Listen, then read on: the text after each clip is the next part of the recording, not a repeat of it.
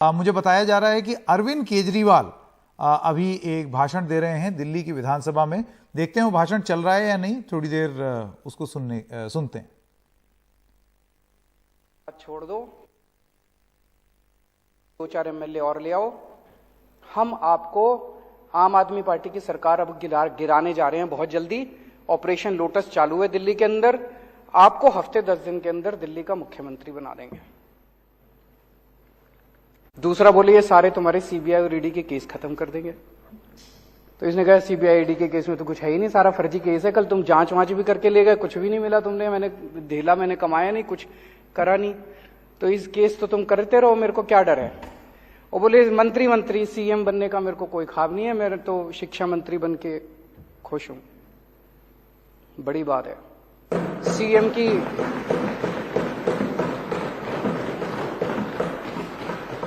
CM की कुर्सी ठुकराना कोई हंसी खेल थोड़ी है। नहीं तो आदमी तो सीएम की कुर्सी के लिए पता नहीं इतिहास में कितने बड़े बड़े बवंडर हुए हैं, कितने बड़े बड़े। तो सीएम की कुर्सी ठुकरा दी इन्होंने। मैंने पिछले जन्म में कुछ पुण्य किए होंगे जो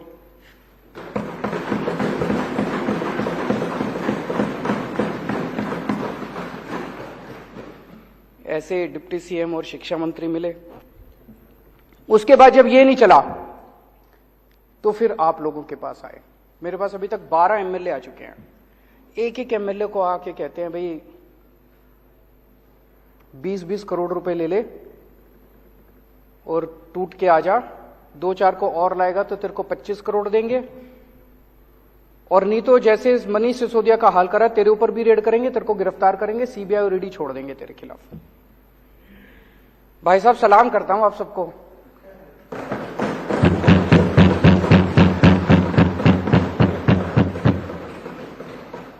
कोई नहीं टूटा, एक भी नहीं तोड़ पाई अभी तक। सारे आरोप झूठे हैं इनके। तो जो पता चला उनको एमएलए को इन्होंने कहा भाई 40 एमएलए हमें चाहिए, 40 एमएलए तोड़ने हैं, 20-20 करोड़ रुपए एक को देंगे। 800 करोड़ रुपए इन्होंने कहीं रख रखे हैं दिल्ली में। ऑपरेशन लोटस दिल्ली इस नाम से चल रहा है, ऑपरेशन लोटस दिल्ली के नाम से इनका पूरा ये ऑपरेशन है। 800 करोड़ रुपए इन्होंने कहीं रख रखे हैं 20-20 करोड़ के हिसाब से। सब ये पूछ रहे हैं कि ये 800 करोड़ रुपए कहां हैं, किसके हैं। आज इस सदन में मैं बताऊंगा ये पैसे किसके हैं। आज मैं खुलासा करूंगा ये 800 करोड़ रुपए किसके हैं। लोग बता रहे हैं जी गुजरात के, पहले अभी थोड़ी देर पहले खबर आई है, एलजी साहब ने अब स्कूलों पे भी इंक्वायरी शुरू कर दी। तो कह रहे हैं भाई स्कूलों के बेसिकली तो रोकना है, स्कूल रुक जाएं, अस्पताल रुक जाएं, जितने अच्छे काम हो रहे हैं वो रुक जाएं, जनता को तकलीफ हो रही है। तो सब कह रहे हैं ये गुजरात की वजह से हो रहा है। गुजरात में जैसे जैसे हमारा ग्राफ बढ़ता जा रहा है, पागलपन छाया हुआ गुजरात में। लोग दुखी हो चुके हैं इन लोगों से। जहां जाते हैं हर गांव, पूरे के पूरे गांव आम आदमी पार्टी के साथ जोड़ते जा रहे हैं गुजरात। किसी ने सोचा नहीं था। लोग तो कहते थे इनका गढ़ है, कोई गड़बड़ नहीं है, गढ़ टूट रहा है, इनका किला ढहरा है।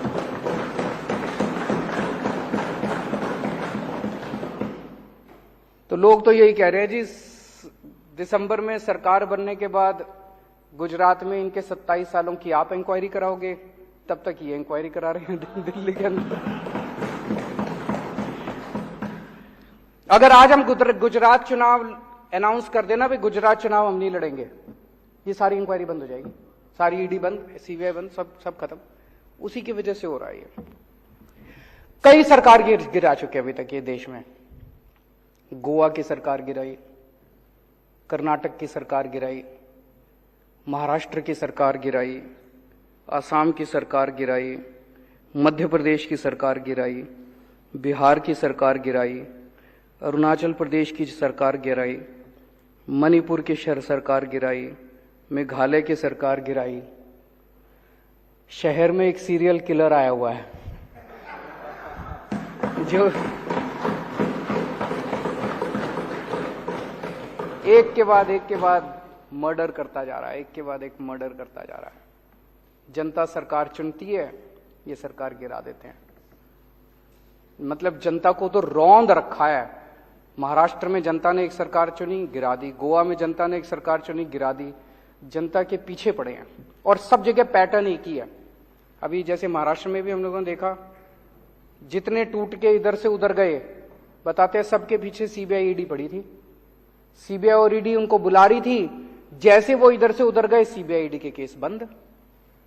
सेम पैटर्न हर जगह यही चल रहा है। पहले ये सीबीआई और ईडी के केस लगाते हैं 4-5 के खिलाफ, तो दूसरे वाले सारे डर के, जिन्होंने गलत काम कर रखे होते हैं, वो सारे डर के फिर उनको मैसेज भेजते हैं, भाई तुम्हारा भी यही हाल कर देंगे तुम, तो सारे इनके पास आ जाते हैं, फिर ये तोड़ लेते हैं, फिर ये सरकार गिरा देते हैं। सेम पैटर्न है, वो जो सीरियल किलर का पैटर्न होता है, आपने वेब सीरीज देखी होंगी आजकल काफी आ रही है, जैसे सीरियल किलर का पैटर्न होता है ना, वैसे उसी पैटर्न, सेम पैटर्न है। यही पैटर्न इन्होंने दिल्ली में किया कि सीबीआई ईडी भेजी, पहले सत्येंद्र के खिलाफ भेजी, फिर मनीष के खिलाफ भेजी। अब आपको डरा रहे हैं कि तुम्हारा भी यही हाल कर देंगे, सत्येंद्र वाला हाल कर देंगे, तुम्हारा मनीष वाला हाल कर देंगे। डरा के ये दिल्ली में आम आदमी पार्टी को तोड़ना चाहते हैं। लेकिन हमने कुछ गलत कर ही नहीं रखा, तो हम सीबीआई और ईडी से क्यों डरे? हम कहते हैं कर लो, हमें जेल जाने से डर नहीं, सारे इनमें आधे से ज्यादा तो जेल जा चुके, तो कर लो, जो करना कर लो, हमारे को क्या फर्क पड़ता है। अभी तक 277 एमएलए खरीद चुके हैं ये लोग। 277 एमएलए पिछले कुछ सालों के अंदर ये लोग खरीद चुके हैं। दिल्ली में अभी रेट 20 करोड़ का था, महाराष्ट्र में सुनते थे 50 करोड़ है, दिल्ली वालों को पता नहीं क्यों दिल्ली में कह रहे, पर मान लो 20 भी मान लो, 20 करोड़ के हिसाब से खरीदा, तो 277 एमएलए के लिए इन्होंने 5,500 करोड़ रुपए खर्च किए, और दिल्ली के लिए 800 करोड़ रख रहे हो, तो 6300 करोड़ रुपए, 6300 करोड़ रुपए इन्होंने ऑपरेशन लोटस में खर्च किए। ये पैसा कहां से आया? ये पैसा किसका है? 6300 करोड़ रुपए खर्च कर दिए इन लोगों ने एमएलए खरीदने में। ये किसका पैसा है? इसका मैं आज खुलासा करना चाहता हूं। आज देश का हर आदमी महंगाई से बड़ा परेशान है। 2014 में डीजल का दाम था 54 रुपए, अब हो गया 90 रुपए। पेट्रोल का दाम था 2014 में 60 रुपए, अब हो गया 110 रुपए। सीएनजी 37 रुपए थी, 75 रुपए पहुंच गई। एलपीजी 410 रुपए की थी, 1053 रुपए का एक सिलेंडर हो गया। वनस्पति ऑयल 70 रुपए का था, 170 रुपए हो गया। और नमक 7 रुपए का था, 15 रुपए हो गया। हर चीज के दाम बढ़ गए, डबल ट्रिपल हो गए। एक आम आदमी बेचारा, तनख्वाह बढ़ी नहीं है, घर कैसे चलाए तो कैसे चलाए वो? ये जितनी जीएसटी, ये जितना महंगाई हो रही है, इतना जीएसटी लगा दिया इन लोगों ने। ये सारा पैसा कहां जा रहा है? ये सारा पैसा दो चीजों में जा रहा है। एक, अपने अरबपति दोस्तों के कर्जे माफ करते हैं, और दूसरे ये एमएलए खरीदते हैं। इन दो चीजों में जा रहा है। महाराष्ट्र की सरकार गिरानी थी तो छाछ पे जीएसटी लगा दी, दही पे जीएसटी लगा दी, शहद पे जीएसटी लगा दी, गेहूं पे जीएसटी लगा दी, चावल पे जीएसटी लगा दी। अगर अपने एक दोस्त का कर्जा माफ करना होता है, पेट्रोल के दाम बढ़ा देते हैं। दूसरे के दोस्त का कर्जा माफ करना होता है, डीजल के दाम बढ़ा देते हैं। अगर गोवा की सरकार गिरानी होती है, यहां पे जीएसटी बढ़ा देते हैं। जितना पैसा जीएसटी और महंगाई की वजह से हो रहा है, पेट्रोल का दाम बढ़ रहा है, डीजल का दाम बढ़ रहा है, इसका अधिकांश पैसा केवल और केवल अरबपति दोस्तों के कर्जे माफ करने में और ये एमएलए खरीदने के अंदर जा रहा है। अब ये कह रहे हैं झारखंड की सरकार गिरने वाली है। देख लेना, शर्तिया तौर पे मैं कह रहा हूं, अगले 10 दिन के अंदर कहीं ना कहीं जीएसटी या पेट्रोल या डीजल के दाम ना बढ़ जाए तो बढ़ेंगे, और वो सारा पैसा जो है वो एमएलए खरीदने के लिए जाएगा इनका झारखंड। आज मैं देश की जनता से कहना चाहता हूं, हमारे देश की जनता जरूरत पड़े तो देश के लिए बलिदान करने को तैयार है। आज मैं देश की जनता से पूछना चाहता हूं कि क्या आप इस तरह से इनके अरबपति दोस्तों के लिए इस तरह से पैसा लुटाते रहोगे? क्या आप एमएलए खरीदने के लिए अपने बच्चों के पेट काटते रहोगे?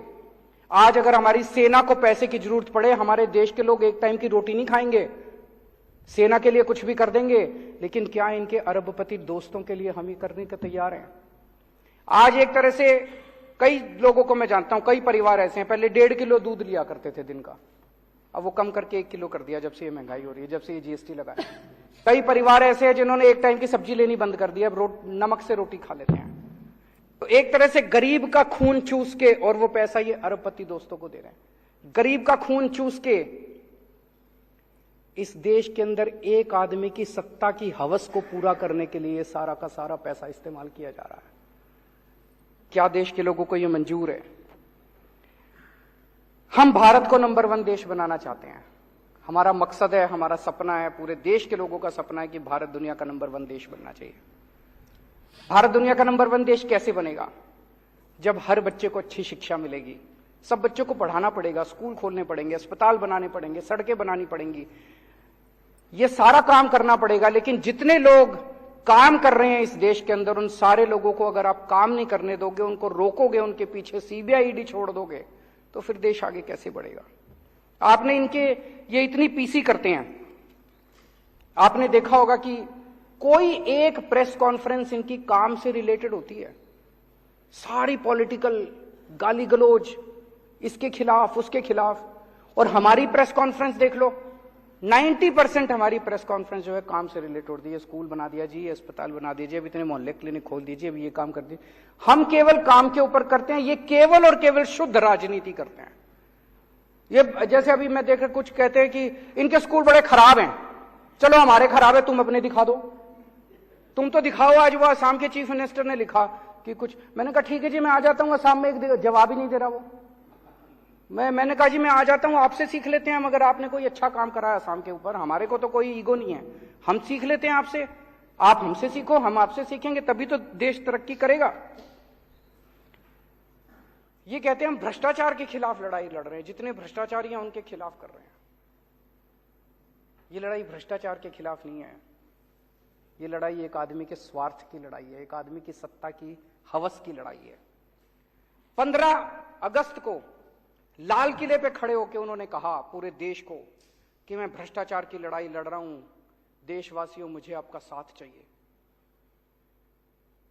साहब अगर आप भ्रष्टाचार की लड़ाई लड़ते तो आपको देशवासियों का साथ मांगने की जरूरत नहीं पड़ती। इसका मतलब आप जानते हैं कि देश आपके साथ नहीं है, आप ये जो नौटंकी कर रहे हो, इसका मतलब देश आपके साथ नहीं है, आपको मांगना पड़ रहा है।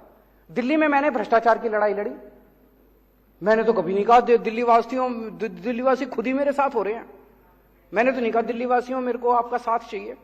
अभी कोई कल बता रहा था, एक ऑफिस में बैठा था, सरकारी ऑफिस में दिल्ली में, हमारा कोई वॉलंटियर बोला वहां पे अंदर अफसर काफी लेट कर रहा था, 1 घंटे से बिठा रखा था, तो वो आपस में बात कर रहे थे, 2-4 लोग बैठे थे। कहते इसको पता नहीं है अफसर को, अभी केजरीवाल को मैंने ट्वीट कर दिया ना, इसकी नाक में दम कर देगा। जनता को भरोसा है, हमें साथ मांगने की जरूरत नहीं पड़ रही। पंजाब के अंदर अभी हमने जिस तरह से भ्रष्टाचार के खिलाफ वार छेड़ा हुआ है, भगवंत मान ने तो कभी नहीं कहा मेरे को आपका साथ चाहिए। आपको पता है आपके साथ देश की जनता नहीं है। इस गंदगी में देश की जनता देख रही है कि आप भ्रष्टाचार के खिलाफ लड़ाई नहीं लड़ रहे, आप अपने स्वार्थ की लड़ाई लड़ रहे हैं, आप अपनी सत्ता की हवस की लड़ाई लड़ रहे हैं। मैं आज आपको 5 मुद्दे देता हूं। अगर आपकी लड़ाई भ्रष्टाचार की लड़ाई है, इन 5 में से एक के ऊपर आप जांच करा के दिखा दो, मैं मान जाऊंगा। गुजरात में जाता हूं आजकल, गुजरात में इतने पेपर लीक होते हैं, इतने पेपर लीक होते हैं, और सारे इनके आदमी कराते हैं, सारे इनके आदमी कराते हैं। जनता तंग आ चुकी है, बच्चे तंग आ चुके हैं, सुसाइड कर रहे हैं, पेपर रोज लीक हो रहे हैं और इनके लोग करा रहे हैं। एक भी आदमी पेपर लीक के मामले में जेल नहीं गया। मैं चैलेंज करता हूं, एक आदमी को दिसंबर के चुनाव के पहले आप जेल भिजवा के दिखा दो, अगर हिम्मत है तो लड़ाई आपकी भ्रष्टाचार के खिलाफ नहीं है, भ्रष्टाचार का तो आप बेनिफिशियरी हैं। इतना नशा गुजरात के अंदर बिक रहा है। बताते हैं, इनके दोस्त का एक कोर्ट है, वहां पे कम से कम 10,000 करोड़ रुपए की ड्रग्स पकड़ी जा चुकी होंगी। हिम्मत है तो सीबीआई ईडी वहां भी करके दिखा दो। हैं 22,000 करोड़ बता रहे हैं, 22,000 करोड़ रुपए का नशा पकड़ा जा चुका, कोई सीबीआई नहीं है। 22,000 करोड़ रुपए की इनके दोस्त के यहां नशा पकड़ा गया, कोई सीबीआई नहीं, कोई ईडी नहीं। चोर यही नजर आता है इनको। मैं इनको चैलेंज करता हूं, जहरीली शराब से अभी 50 से ज्यादा आदमी मर गए जहरीली शराब से। इनके आदमी बेचते हैं, इनके आदमी जहरीली शराब बेचते हैं गुजरात के अंदर। मैं चैलेंज करके करता हूं, एक आदमी के खिलाफ सीबीआई ईडी करके दिखा दो, नहीं करेंगे। अभी साहब बुंदेलखंड एक्सप्रेसवे का उद्घाटन करने गए, प्रधानमंत्री बुंदेलखंड एक्सप्रेसवे का उद्घाटन करने गए, उद्घाटन करने के 5 दिन के बाद वो धंस गया। इससे बड़ी बेइज्जती नहीं हो सकती देश की। इससे बड़ी बेइज्जती देश की नहीं हो सकती। मेरे यहां अगर कोई होता ना दिल्ली में, ऐसी तैसी कर देता मैं उसको, और इन्होंने कोई एक्शन नहीं लिया। उसके खिलाफ सीबीआईडी नहीं, बता रहे हैं उसको 2 और 4 ठेके और दे दिए। बड़ा शाबाश, बहुत अच्छा काम किया। उसको 4 ठेके बता रहे हैं और दे दिए। बुंदेलखंड एक्सप्रेसवे धस गया, उसकी कोई सीबीआईडी नहीं है। 10 लाख करोड़ रुपए के कर्जे जिनके माफ करे, 10 लाख करोड़ रुपए के अपने अरबपति दोस्तों के इन्होंने कर्जे माफ कर दिए। उसमें कई लोगों ने बीजेपी को चेक में डोनेशन दे रखी है। इससे बड़ा सबूत रिश्वत का हो सकता है? भाई तुमने उससे डोनेशन ली और डोनेशन लेके उसके कर्जे माफ कर दिए, इससे बड़ा रिश्वत का सबूत क्या होगा? हिम्मत है तो जरा सीबीआईडी। 5 केस दे दिए मैंने आज, कहोगे तो और 50 और दे देंगे। तो लड़ाई भ्रष्टाचार की नहीं है, लड़ाई स्वार्थ की है, लड़ाई सत्ता हथियाने की है, जनता को तंग करने की है। पिछले कुछ दिनों से ये चल रहा है कि इन्होंने इतने आदमी, इतने एमएलए तोड़ लिए, इतने एमएलए तोड़ लिए, इतने।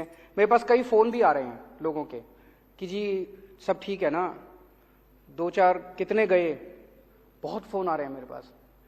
तो अध्यक्ष महोदया, मैं इस सदन के अंदर कॉन्फिडेंस मोशन लाना चाहता हूं दिल्ली की जनता को दिखाने के लिए कि उन्होंने जिन लोगों को चुना है वो एक एक हीरा है। ये मर जाएंगे, कट जाएंगे, लेकिन ये टूटने वाले नहीं है। एक भी आदमी नहीं टूटा।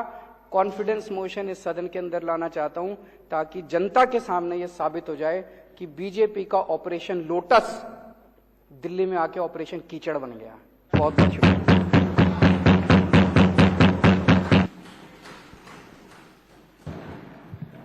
बहुत बहुत धन्यवाद। अब माननीय तो अभी आपने सुना, ये थे अरविंद केजरीवाल दिल्ली विधानसभा में ऑपरेशन लोटस को लेकर के बात कर रहे थे। और अभी अभी उन्होंने ये साबित करने के लिए कि कोई भी विधायक टूट करके बीजेपी में नहीं गया है, इस वजह से एक कॉन्फिडेंस मोशन ला रहे हैं ताकि वो गिनती करा सकें कि कितने लोग हैं जो आम आदमी पार्टी के साथ ही हैं। कस के गरजे हैं और बरसे हैं वो भारतीय जनता पार्टी पर। और ये एकदम लाजमी है कि बीजेपी की तरफ से भी रिएक्शन आता ही होगा, बात आती ही होगी, एक प्रेस कॉन्फ्रेंस होती ही होगी। तो हम आप तक दोनों पक्ष की खबरें लेकर के आएंगे। अरविंद केजरीवाल का वर्जन आपने सुन लिया, बीजेपी की भी प्रेस कॉन्फ्रेंस जब होगी तो आपको सुनाएंगे कि उनका क्या कहना है। जो दावा किया है अरविंद केजरीवाल ने